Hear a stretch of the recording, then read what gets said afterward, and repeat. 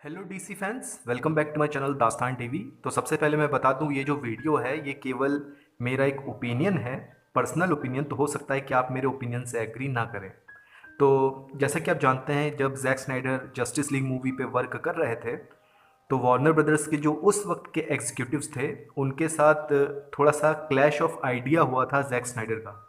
यानी कि कुछ ऐसी चीज़ें थी जो वार्नर ब्रदर्स के एग्जीक्यूटिव चाहते थे, लेकिन जैक स्नाइडर अपनी मूवी को उतना चेंज नहीं करना चाह रहे थे। उनमें से सबसे बड़ा जो फैक्टर था वो था मूवी की लेंथ। जैक स्नाइडर की जस्टिस लीग अगर आपने देखी है तो अगर हम नाइटमेयर सीन्स जो पोस्ट क्रेडिट सीन में हमको दिखाए गए थे उनको अगर हम हटा भी दें तब भी मूवी की लेंथ 3 आवर्स के ऊपर की थी। और वार्नर ब्रदर्स चाहते थे कि जो जस्टिस लीग मूवी हो 2 घंटे से कम की उसकी लेंथ हो, ताकि ज़्यादा से ज़्यादा शोज़ चलाए जा सकें और ओपनिंग वीकेंड में ज़्यादा से ज़्यादा पैसा अर्न कर सके वार्नर ब्रदर्स। फिर हम जानते हैं कि एक तरीके से फॉल आउट हो गया दोनों के बीच में, और फिर जैक स्नाइडर की डॉटर ने सुसाइड कमिट कर लिया था तो जैक स्नाइडर ने मूवी को छोड़ दिया था। फिर जॉस विडोन ने जब मूवी कंप्लीट की तो उससे पूरे तरीके से बर्बाद ही कर दिया था मूवी को। तो एक सवाल उठता है कि क्या जैक स्नाइडर जब जस्टिस लीग के ऊपर वर्क कर रहे थे मूवी के ऊपर, तो क्या कोई बीच का रास्ता नहीं निकल सकता था उनके और वार्नर ब्रदर्स के बीच में, कि जैक स्नाइडर का डायरेक्टर विजन के साथ भी छेड़छाड़ ना हो और वार्नर ब्रदर्स जो अपने 2 आवर्स की मूवी चाहते थे वो भी उनको मिल जाती। तो क्या कोई बीच का ऐसा रास्ता नहीं था? तो गाइज मेरा पर्सनल ओपिनियन है कि हाँ, बीच का एक रास्ता निकाला जा सकता था। वो ये कि जैक स्नाइडर की जस्टिस लीग को जब रिलीज किया जाता तो उसे 2 पार्ट्स में रिलीज किया जाता।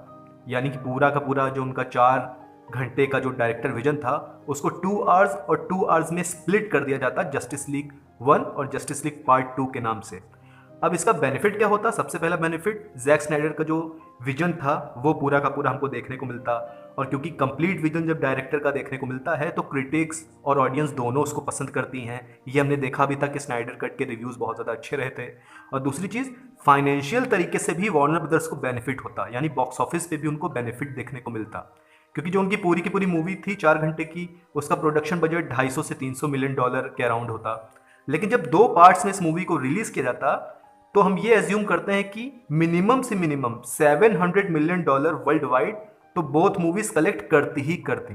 यानी कि मिनिमम से मिनिमम 700 मिलियन डॉलर तो वो कलेक्ट करती ही करती, क्योंकि जस्टिस लीग जो इतनी ज़्यादा बेकार मूवी थी उसने भी 657 million dollar world wide collect किए थे। तो मान लीजिए दोनों पार्ट 700 मिलियन डॉलर कलेक्ट करते तो इनका combined box office 1 billion dollar के ऊपर निकल जाता, जो फाइनेंशियली भी देखा जाए तो वार्नर ब्रदर्स के लिए बहुत अच्छा होता। लेकिन उस वक्त के शायद वार्नर ब्रदर्स के एग्जीक्यूटिव्स के दिमाग में ये बात नहीं आई।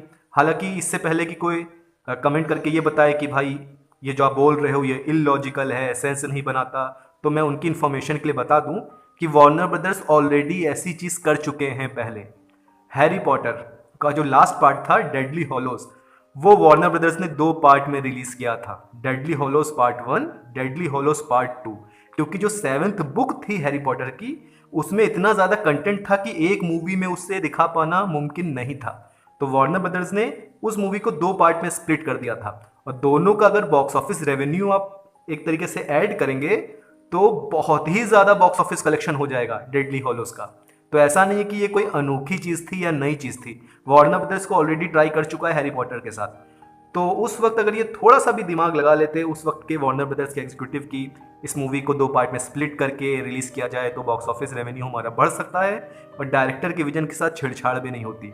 लेकिन फिर भी हम लोग केवल अब पास्ट की चीज़ों को याद करके सोच सकते हैं कि काश ये हो सकता, काश वो हो सकता।